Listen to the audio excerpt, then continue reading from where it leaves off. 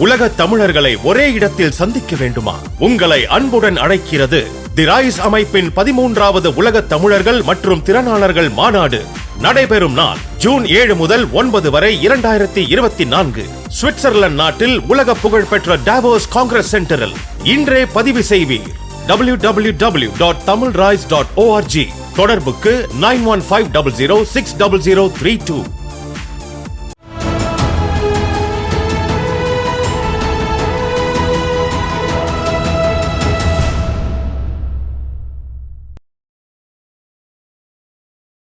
தமிழ் நேயர்களுக்கு அன்பு வணக்கம். நம்மோட அதிமுக முன்னாள் எம்பி திரு கே சி பழனிசாமி இணைந்திருக்கிறார். வாருங்களோட பேசலாம். சார் வணக்கம். வணக்கம் தம்பி. சார், இன்று காலை தினமலர் நாளிதழில் ஒரு செய்தி, என்ன சொல்றது, இலவு காத்த கிளி எடப்பாடி பழனிசாமி கூட்டணிக்கு யாரும் வராதால் விரக்தி அப்படின்னு போட்டிருக்காங்க. அதிமுக கூட யாருமே கூட்டணிக்கு வர தயாராக இல்லை போல.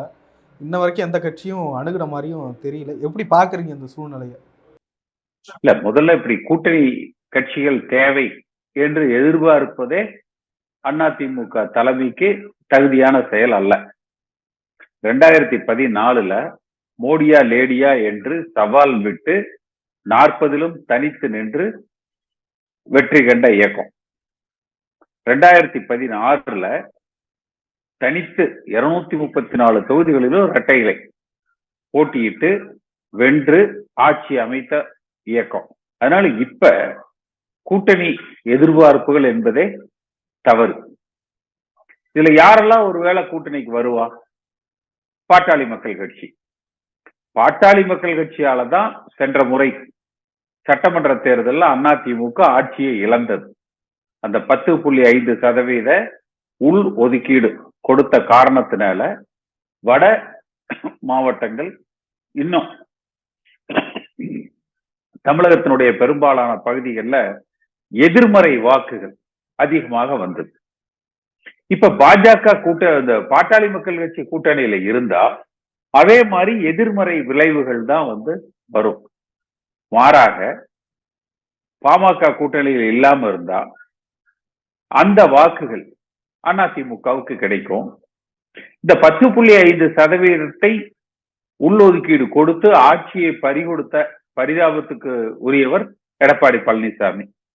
அதனால ஒருவேளை அந்த வன்னியர் உள்ளொதுக்கீட்டுல பலனடைந்தவர்கள், அதை ஏற்றுக்கொண்டவர்கள், அதை விரும்புகிறவர்கள் அதிமுகவுக்கு வாக்களிப்பதற்கு வாய்ப்புகள் அதிகமாக இருக்கு. அதனால பாட்டாளி மக்கள் கட்சி இந்த கூட்டணிக்கு அதிமுகவோடு வருவது அதிமுகவுக்கு பலகீனம். வராமல் அவர்கள் பாஜகவோடு சென்றால் அது அதிமுகவுக்கு பலம். அடுத்து தேமுதிகவை பொறுத்த வரைக்கும் விஜயகாந்த் அவர்கள் இருந்தவரை 2016 வரை கொஞ்சம் ஒரு வலிமையான கட்சியாக அது இருந்தது. அவருடைய மறைவுக்கு எல்லோருமே கட்சி பேதமின்றி வருத்தப்பட்டார்கள், அனுதாபத்தை தெரிவித்தார்கள். ஆனால் அதற்காக அந்த கட்சி ஒரு பலமுள்ள வாக்கு வங்கி உள்ள ஒரு இயக்கம் என்று நம்ம எடுத்துக்கொள்ள முடியாது. மாறாக எடப்பாடி பழனிசாமி என்ன செய்ய வேண்டும் என்றால், அதிமுக கட்சியில் இருக்கக்கூடிய பாரம்பரிய வாக்குகள், கட்சிக்காரங்க மாவட்ட அளவுல, ஒன்றிய அளவுல, கிளை அளவுல சங்கடத்தில் இருப்பவர்கள், ஒதுக்கப்பட்டவர்கள், நீக்கப்பட்டவர்கள் எல்லோரையும் அழைத்து பேசி இந்த கட்சியை ஒருமுகப்படுத்தி வலிமைப்படுத்தினால ஒரு பலமுள்ள இயக்கமாக, தேர்தல்களில் தனித்து நின்று வெல்லுகிற இயக்கமாக அதிமுக உருவெடுக்கும். ஆனால் அதை செய்வதற்கு எடப்பாடி பழனிசாமி தகுதியானவரா என்பதுதான் இப்ப கேள்விக்குறி. அதிமுக வலிமையான கட்சி, அதற்கு தலைமை பொறுப்பை குறுக்கு வழியில் கைப்பற்றிய எடப்பாடி பழனிசாமி தகுதியானவரா என்பதுதான் இப்ப எல்லோராலும் முன்வைக்கிற கேள்வி. பாரதிய ஜனதா கட்சி, இப்ப கூட ஒரு செய்தி பார்த்த சில முன்னாள் அதிமுக சட்டமன்ற உறுப்பினர்களை பாஜகவில் சேர்த்துவதற்கு அண்ணாமலை கடுமையாக முயற்சி செய்து கொண்டிருக்கிறார். அப்ப கட்சியை தக்க வைத்துக் கொள்வதற்கு உண்டான முயற்சிகள்ல எல்லோரையும் கட்டி அரவணைத்து ஒருமுகப்படுத்துகிற முயற்சி தான் அதிமுகவை பலப்படுத்தும். பலமான கட்சி தேர்தலில் வெல்லுகிற கட்சி நிச்சயம் அதிமுக ஒரு கூட்டணி சேர்ந்தால் அந்த இடங்கள்ல நம்ம வெற்றி பெறலாம் என்றால் எல்லோரும் அதிமுகவை தேடி ஓடியாருவாங்க. அடுத்து இந்த முனுசாமிய முன்னால நிறுத்தி யாருமே உருப்பிட்டதாக வரலாறே இல்லை. ஓ பன்னீர்செல்வத்தை எடுத்துக்கங்களேன். முனுசாமிய முன்னால நிறுத்தி அந்த தர்ம யுத்தம்னாரு. கடைசியில் என்ன ஆச்சு? ஓபிஎஸ்சியே கட்சி விட்டு நீக்கிற நிலைக்கு முனுசாமி உருவாக்கினார். அடுத்து சென்ற சட்டமன்ற தேர்தலில் அன்றைக்கு தேமுதிக கூட்டணியில சேர்ந்திருந்ததுன்னா இன்னும் ஒரு 15-20 தொகுதிகள்ல வெற்றி வாய்ப்புகள் கிடைத்திருக்கும். அதை இந்த முனுசாமி தான் கெடுத்து அவங்கள கூட்டணியில இருந்து அவமானப்படுத்தி வெளியில அனுப்பினார். இப்பவும் அந்த முனுசாமி தலைமையில ஒரு கூட்டம், அதாவது அந்த ஒரு கமிட்டி அமைக்கிற பொழுதே அது விளக்காது என்று எல்லோருக்கும் தெரியும். அந்த முனுசாமியை பார்த்து யாரும் கூட்டணி பேச்சுவார்த்தைக்கு வரமாட்டாங்க. முனுசாமி தலையில முக்காடு போட்டுக்கிட்டு கடை விரித்தேன் கொள்வார் இல்லை, அது ஒரு ஸ்லோகன் இருக்கும். அது மாதிரிதான் உட்கார்ந்து இருக்காரு. இதுதான் அதிமுகவினுடைய இன்றைய நிலை. அதைத்தான் நீ சொல்ற அந்த பத்திரிகையில போட்டிருக்காங்கன்னு நினைக்கிறேன். ஜெயக்குமார் சொல்றாரு, பெரிய பெரிய கட்சிகள்லாம் எங்களோட கூட்டணி பேச்சுவார்த்தை நடத்திட்டு இருக்கு, அதெல்லாம் இப்ப சொல்ல முடியாது அப்படின்றாரு. இல்ல பேச்சுவார்த்தை நடத்திட்டு இருப்பாங்க. பாஜக கூட பேச்சுவார்த்தை என்று இவரு திரு வாசன் பேசி சென்றதாக சொல்றாங்க. பேச்சுவார்த்தைகள் எல்லாம் நடத்துறாங்க. கூட்டணி பலமாக கட்டி அமைக்கப்படுகிறதா? அடுத்து அப்படி ஒரு கூட்டணி தேவையா? எதிர்மறை வாக்குகள் இல்லாத கூட்டணி கட்சிகள் தேவை. அதாவது 10 வாக்குகள் வந்தா 20 வாக்கு வெளியில போயிடும் என்பது எதிர்மறை. அந்த கூட்டணி வர்றதுக்கு அந்த கூட்டணி வராமையே இருக்கலாம். பாட்டாளி மக்கள் கட்சி அது போல எதிர்மறை வாக்குகளை கொண்ட கட்சியாக இருக்கு. அதனால பெரிய பலன் இதுவரைக்கும் யாருக்கும் இல்ல. அம்மா காலத்திலேயே பாட்டாளி மக்கள் கட்சியினுடனான கூட்டணியில எந்த பிரயோஜனமும் கிடையாது.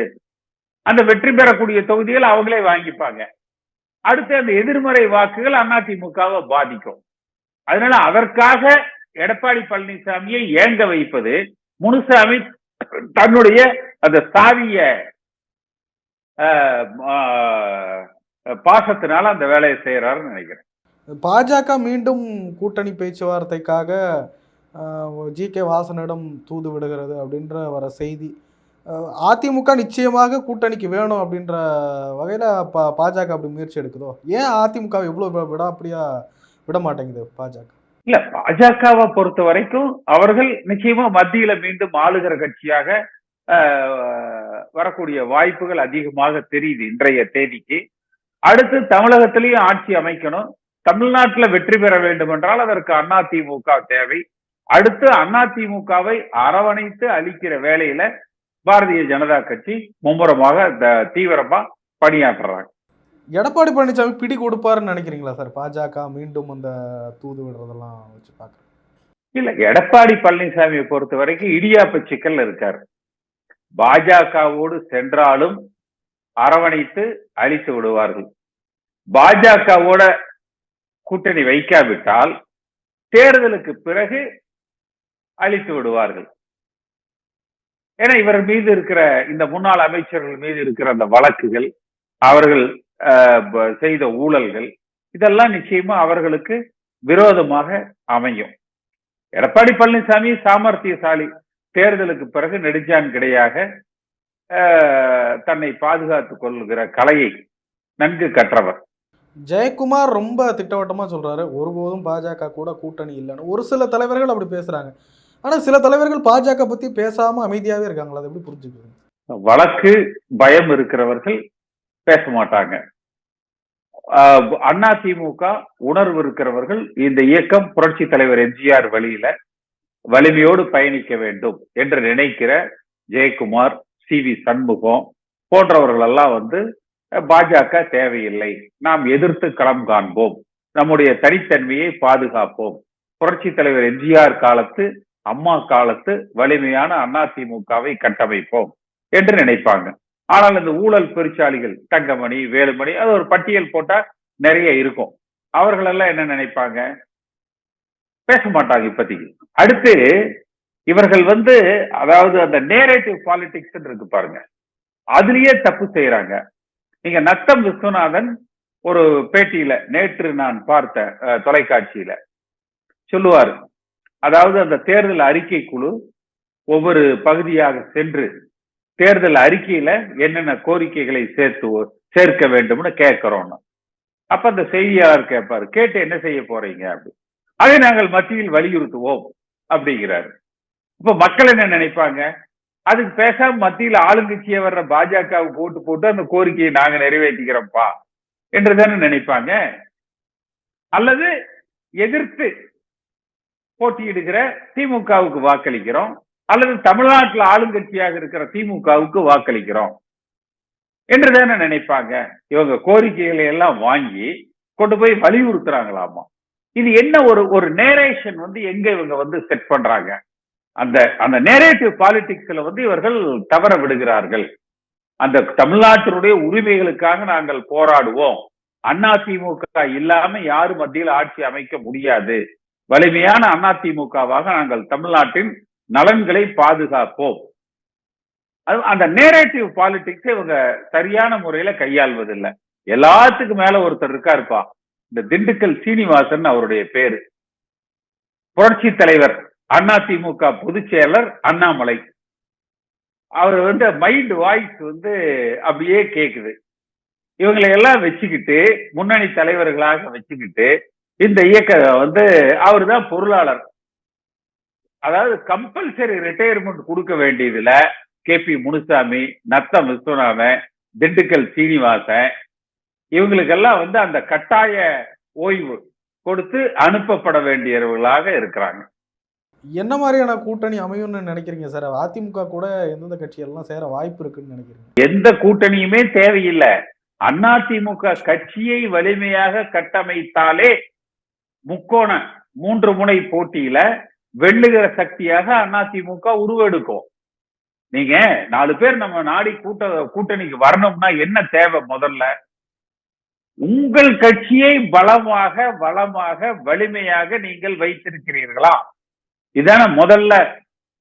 அதை செய்ய தவறிவிட்டு அடுத்தவங்க தயவுல வெற்றி அடைய வேண்டும், அடுத்தவர்களை அண்டி பிழைக்க வேண்டும்னு நினைப்பது ஒரு அதிமுக போன்ற வலிமையாக தமிழகத்தை 30 ஆண்டு காலம் ஆண்ட கட்சிக்கு அழகு அல்ல.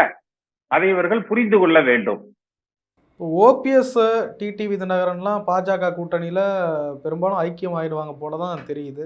அது என்ன தாக்கத்தை ஏற்படுத்தும்னு நினைக்கிறீங்க? அதிமுக வாக்குகள்லாம் பிரியாதா? இல்ல அவங்க பாஜக கட்சியில ஐக்கியம் ஆயிடுவாங்க போல தெரியுது. ஃபார்மலா சொல்லணும்னா கூட்டணியில ஐக்கியம் ஆயிடுவாங்க. பாஜக கட்சியில ஐக்கியம் ஆகுறாங்க. ஓபிஎஸ்க்கு அதுதான் கடைசி புகலிடம். இதைத்தான் நான் முன்பிருந்தே நான் சொல்லிட்டு வந்தேன். அதாவது எப்ப அந்த ஓபிஎஸ் அணிங்கிறது பலம் பெற்றிருக்கும்னா ஓபிஎஸ் தலைமையில உருவாகிற அதிமுகவோடு பாஜக கூட்டணி அமைக்குது அப்படின்னா பரவாயில்ல. இன்றைக்கு கூட பத்திரிகைகள்ல செய்திகள்ல நம்ம பார்த்தோம், 3 சீட்டு ஓபிஎஸ், 2 சீட்டு தினகரன். இது எங்க போய் விளங்கும் சொல்லுங்க? இல்ல, சில ஓபிஎஸ் ஆதரவாளர்கள் ஓபிஎஸ் தலைமையில கூட்டணின்னு சொல்றேன். திமுக தலைமையை கைப்பற்றுறாங்களாம்.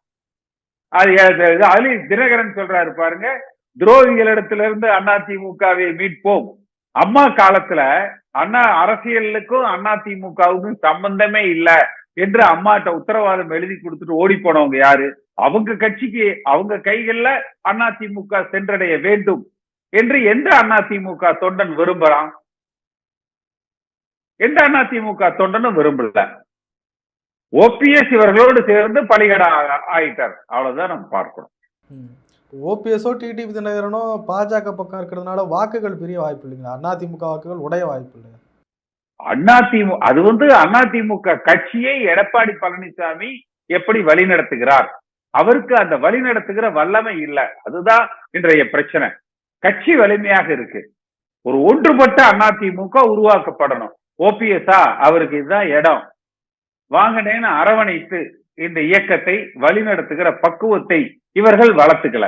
அதுதான் இன்றைய பிரச்சனை. 40 தொகுதிகளிலும் இரட்டை இலை சின்னத்தில் நிற்க வாய்ப்பு இருப்பதாகவும் சொல்றாங்க. அதுக்கான ஒரு கான்வர்சேஷனும் ஓடிட்டு இருக்கதா சொல்றாங்க. அப்படி நின்னா அதிமுக தாக்கு பிடிக்குமா? நிச்சயமா தாக்கு பிடிக்கும். எவ்வளவு பணம் கான்ட்ராக்ட்ல வாங்கி எடப்பாடி பழனிசாமி வச்சிருக்காரு.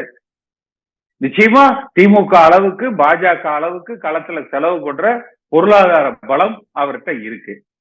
மற்றபடி அதை தவிர அவர் வேற எதுவும் செய்யணுங்கிறது இல்ல. அவர்கிட்ட பிரச்சார பலமோ அல்லது தலைமைக்கான ஒரு ஈர்ப்போ அதெல்லாம் இல்ல. ஆனால் கட்சி வலிமையோட கட்சி தொண்டர்களை அரவணைத்து சார் கூட்டணி அமைத்தே எல்லா தேர்தல்களிலும் ஒன்றாக இருந்தே, அதாவது கட்சி ஒரே பிளவுபடாமல் இருந்தே 2019 வெற்றி பெற முடியாத அதிமுக, 2021 வெற்றி பெற முடியாத அதிமுக, உள்ளாட்சி தேர்தல்களில் வெற்றி பெற முடியாத அதிமுக எப்படி 40 தொகுதிகளிலும் வெற்றி பெறும்? ஒன்னொன்னா வாங்க. 2019 பாஜக கூட்டணி இருந்ததால வெற்றி பெற முடியல. ஏன்னா அது மோடியினுடைய எதிர்ப்பு அலை தமிழகத்துல கட்டமைக்கப்பட்டது.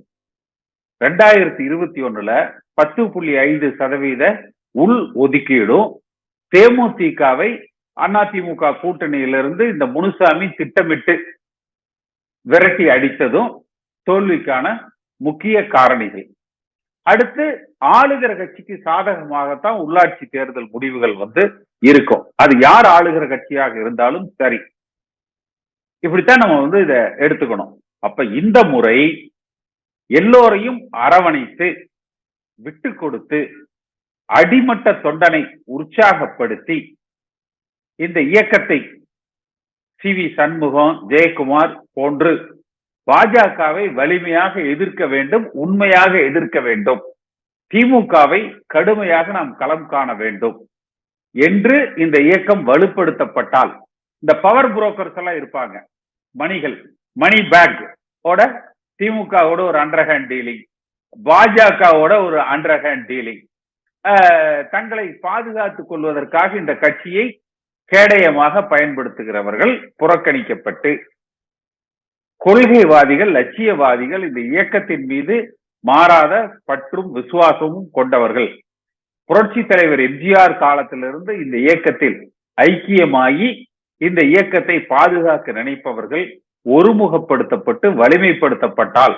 40லும் தனித்து நின்று வெற்றி பெறுவது சாத்தியமே. இப்போ வரக்கூடிய நாடாளுமன்ற தேர்தலில் அண்ணா திராவிட முன்னேற்ற கழகத்தின் நிலை எப்படி இருக்குன்னு வரக்கூடிய கருத்து கணிப்புலாம் 40க்கு 40 திமுக அடிச்சுட்டு போயிடும்ன்றாங்க. சிலர் சொல்றாங்க 3வது இடத்துக்கு அண்ணா திராவிட முன்னேற்ற கழகம் தள்ளப்படும் அப்படின்னு சொல்றாங்க. எப்படி பாக்குறீங்க? இது எல்லாம் பொய் என்று நிரூபிக்க வேண்டிய கட்டாயத்துல அதிமுக இருக்கு. இதுல வேணா அதிமுக எடப்பாடி பழனிசாமி இருக்கிறார். அதாவது இது 3வது இடத்துக்கு தள்ளப்பட்டால் குறைந்தபட்சம் 30% கீழே வாக்குகளை பெற்றால் தலைமை மாற்றம் அதிமுகவில் ஏற்படுவது உறுதி. எடப்பாடி பழனிசாமியால் அதிமுகவை மீண்டும் ஆளுகிற கட்சியாக உருவாக்க முடியாது என்பது என்னுடைய வலிமையான கருத்து. ரவீந்திரன் துரைசாமி போன்ற அரசியல் விமர்சகர்கள்லாம் சொல்றாங்க ரெட்டலை மங்கி போயிடுச்சு, 15% தான் இந்த தேர்தலில் அதிமுகவுக்கு அப்படின்றாங்க. இந்த ஜாதி கணக்குகள் எல்லாம் போட்டு அதிமுகவை அடக்கவோ அழிக்கவோ விளக்கவோ பிரிக்கவோ முடியாது. அது ரவீந்திரன் துரைசாமி என்னுடைய நண்பர், அது வேற. ஆனால் இந்த சாதிய வளையல்களுக்கும் சாதிய கணக்குகளுக்கும் அப்பாற்பட்ட இயக்கம் அதிமுக. ஏன்னா இது சாதியவாதிகளால் துவக்கப்படல, வழிநடத்தப்படல. துரதிர்ஷ்டமாக இன்றைக்கு எடப்பாடி பழனிசாமி, ஓபிஎஸ் போன்றவர்களால், தினகரன், சசிகலா, கே.பி. முனுசாமி போன்றவர்களால் ஒரு சாதிய தாக்கம் அதிமுகவுக்குள்ள ஏற்படுத்தப்படுது. இந்த சாதியவாதிகள் ஒதுக்கப்படுவார்கள், இயக்கம் வலிமைப்படுத்தப்படும். எல்லாருக்கும் இருக்கிற ஒரு மிக முக்கியமான கேள்வி என்னன்னா, கூட்டணியிலிருந்து வெளியில வந்துட்டா அதிமுக தாக்கு பிடிக்காது, முக்கிய தலைவர்கள் வீட்டிலலாம் ரைடு வரும், அதிமுக உடையும் ஏக்நாத் சிண்டே புறப்படுவார் அப்படின்ற மாதிரி நிறைய இதெல்லாம் இருந்தது. ஆனால் பிஜேபி ஜார்க்கண்டில் இப்போ வரைக்கும் நிறைய பிஜேபி அரசு ரைடுகள்லாம் விட்டுக்கிட்டு இருக்காங்க. இது வரைக்கும் அதிமுகவுக்குள்ள ஒரு நடவடிக்கையுமே இல்லை. அப்படின்னா என்ன அர்த்தம்? ஒன்று இருக்கிற தலைவர்கள் யாருமே ஊழல் பண்ணலை அப்படின்னு அர்த்தமா, இல்லை கூட்டணி உண்மையாகவே முறியலை அப்படின்னு புரிஞ்சுக்கலாம்? டீல் டீல் டீல் டீல், அதாவது மறைமுக ஒப்பந்தம் ஒன்று. அப்படி சில பேர் அடுத்து தேர்தல் முடியட்டும், இவங்களை வச்சு செஞ்சிடலாம் என்று பாஜக. இந்த 2 தான் நடக்குது. ஏன் நீ இவ்வளவு தூரத்துக்கு ஏன்பா போறீங்க? கலைஞரின் மகன் நான் சொன்னதை செய்வேன், செய்வதை சொல்வேன்னு ஒரு ஆள் ஊரா வந்து முழங்கினார் தெரியுமா? அவர் என்ன பண்ணிட்டாரு? யாரையாவது ஒருத்தர் அரெஸ்ட் பண்ணாரா என்ன? இல்ல மொத்தமா பக்குவமா செட்டில் ஆயிட்டாங்க, செட்டில் பண்ணிட்டாங்க. இதுல சில பிஜேபி ஆதரவாளர்கள், பாஜக உணர்வாளர்கள்லாம் உள்ள இருக்கிறதா சொன்னாங்க. அவங்க யாருமே ரியாக்ட் பண்ண மாதிரியே தெரியலையே. எடப்பாடி பழனிசாமியினுடைய கட்டுப்பாட்டுக்கு அடங்கி இருக்காங்க அப்படின்னு புரிஞ்சுக்கலாம். இல்ல அப்படியெல்லாம் இல்ல. ஒரு எல்லாம் அதாவது கால சூழ்நிலைகளுக்கு காத்து இருக்கிறார்கள் தான் நம்ம எடுத்துக்கணும். அப்போ நிறைவா ஒரு பக்கம் ஓபிஎஸ், டிடிவி தினகரன், இன்னொரு பக்கம் சசிகலா, இன்னொரு பக்கம் எடப்பாடி பழனிசாமி, இப்படியெல்லாம் 4 புறமும் சிதறி கிடக்கிறப்ப அதிமுகவுக்கு தான் நாங்கள் ஓட்டு போடுவோம் அப்படின்னு ஒரு இதில் இருக்கிற தொண்டர்கள் இருப்பாங்கல்ல, அவங்களாம் இன்னமும் அதிமுகவுக்கு தான் ஓடுவாங்கன்னு பார்க்குறீங்களா? இன்னமும் இந்த நிலைமையெல்லாம் பார்த்துமே 3 சீட்டு ஓபிஎஸ் அவரோட கதை முடிச்சுது. அவர் பாஜகவில் ஐக்கியமாகி விட்டார். 2 சீட்டு தினகரன், அது வேற கட்சி. அண்ணா சிலர் ஓபிஎஸ் ஆதரவாளர்கள்லாம் ஓபிஎஸ் தலைமையில் அங்கே கூட்டணின்னு பேசிட்டு இருக்காங்க சார். எங்க இப்ப இன்னைக்கு என்ன வருது பத்திரிகையில? ஏன்னா ஓபிஎஸ் 40ல 30 சீட்டு ஓபிஎஸ் அணியில போட்டிக்கிட்டு 10 சீட்டுகளை அவர் பிரிச்சு பாமக கொடுக்குறாங்களா என்ன? அவர் கேட்டதே 3 சீட்டு. கடைசியா அவர் பையனுக்கு மட்டும் 1 சீட்டு. நான் திருப்பி சொல்லவும் பாருங்க, அவருடைய வாழ்நாள் சங்கல்பம் என்பது தன்னுடைய மகனை மத்தியில் அமைச்சராக்க வேண்டும் என்கிற ஒரே குறிக்கோள் தான். அதை நிறைவேற்றிட்டா மிச்ச கூட இருக்கிற எல்லாத்துக்கும் பட்ட நாமத்தை சாத்தி அனுப்பிச்சுட்டுருவார். அவ்வளவுதான். சுயநலத்தினுடைய மொத்த உருவம் பன்னீர்செல்வம். அதனால அவர் வந்து ஒரு பொருட்டே அல்ல. நாடாளுமன்ற தேர்தலில் ரெட்டலையில தான் போட்டியிடுவோன்றாரு. அதை எப்படி பாக்குறீங்க? நம்பிக்கைன்னு புரிஞ்சுக்கலாமா, இல்ல எதுவும் வாய்ப்பு இருக்குன்னு புரிஞ்சுக்கலாமா? இல்ல, அது வந்து பார்ப்போம். தேர்தல்கள்ல என்ன சித்துமுத்து விளையாட்டுகளை வந்து பாரதிய ஜனதா கட்சி உருவாக்குறாங்கன்னு சொல்லி பொறுத்திருந்து பார்ப்போம். அப்ப நீங்க நம்மள உறுதியா அதிமுக இரட்டையில எடப்பாடி பழனிசாமி கிட்ட தான் இருக்கு. இல்ல, நிச்சயமாக அந்த தேர்தல், அதாவது பாரதிய ஜனதா கட்சி நினைச்சா தேர்தல் ஆணையத்துல என்ன சித்துமுத்துக்களையும் அரங்கேற்றுவதற்கு வலிமையானவர்கள், வல்லமையானவர்கள், அவர்களால செய்ய முடியும். அதுல மாற்று கருத்தே கிடையாது. ஓபிஎஸ்க்கு அந்த தகுதி இருக்கா என்பதைத்தான் நம்ம பார்க்கணும். சரி, இதுல உங்களை போன்ற திராவிட இயக்க உணர்வாளர்கள், அண்ணா திராவிட முன்னேற்ற கழகத்தின் மூத்த முன்னோடிகளுடைய ஆதரவுலாம் யாருக்கு? எடப்பாடி பழனிசாமிக்கா, ஓபிஎஸ்க்கா, சசிகலாவுக்கா? அந்த எடப்பாடி பழனிசாமிக்கு நிச்சயமாக இல்லை. ஒன்றுபட்ட அதிமுகவுக்கு இரட்டை இலை சின்னத்துக்கு 1.5 கோடி தொண்டர்களையும் ஒருங்கிணைத்து வழிநடத்துகிற தலைமைக்கு. நாடாளுமன்ற தேர்தலுக்கு பிறகு அதிமுகவில் என்ன மாற்றம் ஏற்படும் எதிர்பார்க்கலாம் சார்? தேர்தல் முடிவுகள் எதுவும் தாக்கத்தை ஏற்படும்? தலைமை மாற்றம் ஏற்படும் அதிமுக. சார், நிறைய விஷயங்களை பகிர்ந்து பண்ணி நன்றி சார். உலக தமிழர்களை அழகின் உச்சமான சுவிட்சர்லாந்தில் சந்திக்க ஓர் அரிய வாய்ப்பு. தி ரைஸ் அமைப்பின் 13வது உலக தமிழர்கள் மற்றும் திறனாளர்கள் மாநாடு நடைபெறும் நாள் ஜூன் 7ஆம் தேதி முதல் 9 வரை 2024 சுவிட்சர்லாந்து நாட்டில் உலக புகழ் பெற்ற டாவோஸ் காங்கிரஸ் சென்டரில். முன்பதிவிற்கு www.tamilrise.org. தொடர்புக்கு 9150060032.